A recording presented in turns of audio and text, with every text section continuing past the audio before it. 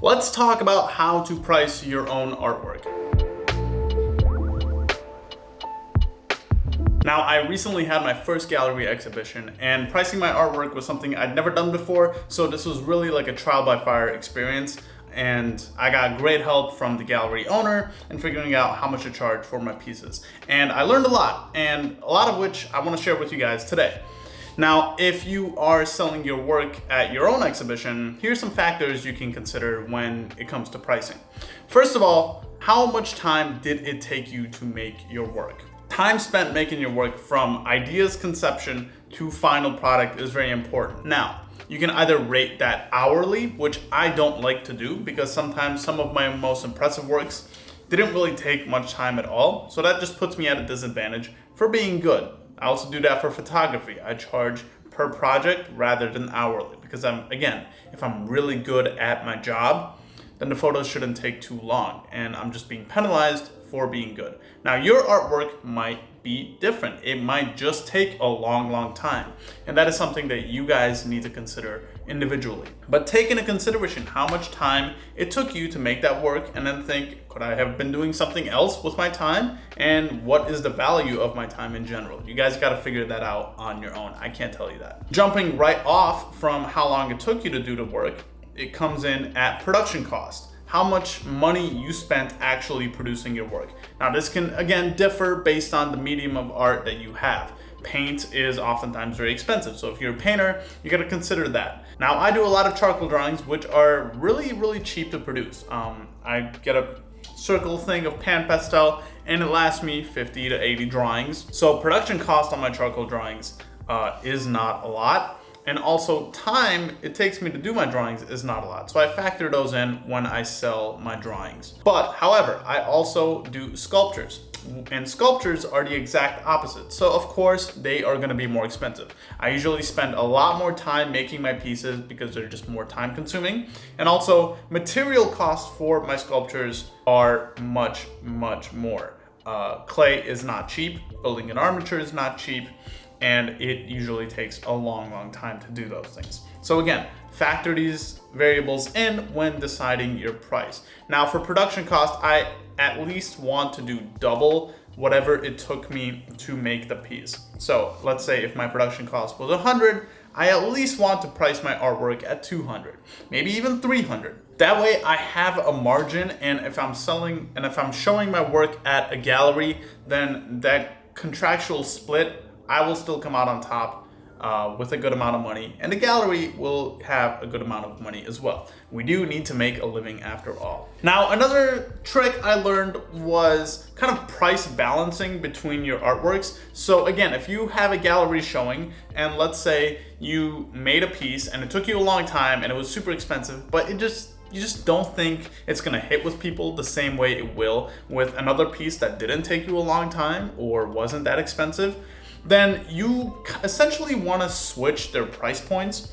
So piece that did take you a long time, you're going to want to price that a little bit cheaper and then raise the price of the piece that you think is going to be more appealing to people that necessarily didn't take you a long time. At the end of the exhibition, the idea is that you are going to be left with the same amount of profit. If someone bought that and bought that, then the price difference essentially is going to be zero. I hope that makes sense. If that didn't make sense, let me know and I'll kind of expand on it in the comments below. So price balancing. Don't be afraid to be malleable with your prices on individual artworks if you are considering the overall expense of your entire show. Because at the end of the day, you're trying to sell all your pieces, not just some of your pieces. Now, the sad truth of being an artist and selling your work is that oftentimes your name is worth more than the actual work itself. Da Vinci Salvator Mundi didn't sell for $450 million because it was just that much better than every other painting ever. Salvator Mundi sold for $450 million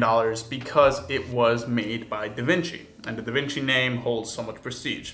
Now, your work right now, if you are an unknown, you just have to consider that people aren't going to be willing to pay that much of a premium to own it. Now, that could happen sometimes on rare occasions if someone just really loves your work. They will drop the big money. but oftentimes just starting out, you just have to consider that your work is not going to be valuable unless you as an artist become valuable and your name holds a lot of weight. So keep that into consideration. Another factor to consider is the location of your show and who your target audience is. Now, as artists, I don't really like to think about who my target audience is. I just like to make my work and put it out there, and whoever likes it, and that's great. I can't really control who relates to my pieces. But if someone's coming to your show and they are looking to buy work from you, you kind of have to know, I don't want to say what their financial situation is, but it does matter. So if you have a show at a higher end gallery in a nicer part of town, then you could honestly expect wealthier people to come to your show, and you can also balance price that way as well. Because at the end of the day, if everyone who comes to your show can't afford your work, no one is going to buy your work. So these are just a few things to consider when putting a price on your art. Now, again, being detached from your work is a huge part of this. So I strongly encourage you guys to talk with your gallery to come up with fair prices, as well as close friends, close family. Ask people, would you buy this? Would you be willing to buy this, and how much for? And really look for those honest and brutal answers. This is something that we are not taught in art school to understand any of these concepts. And it's just like, oh, all right. Art school kind of just throws us out into the street and is like, good luck figuring all this out. When honestly, it's super, super important how to market yourself, what to price your work at. And I feel like a lot of artists just don't know, or just have to learn on the job, which is not cool, which is why I'm making the video.